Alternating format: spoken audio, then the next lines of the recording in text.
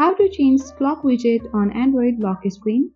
In this video, I'm going to show you the easy method to change the clock widget on Android lock screen. So watch the video till the end so that by the end of the video you'll learn how to do it.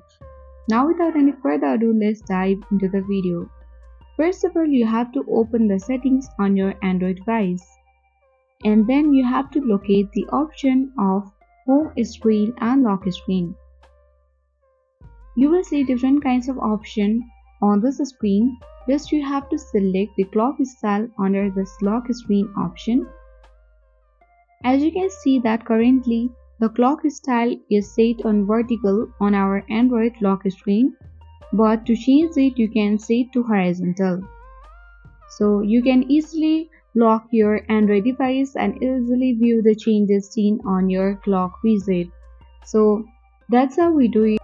I hope this video was helpful and informative for you. If it was, then make sure to hit the like button, subscribe our channel if you are new, and press the notification bell for more updates.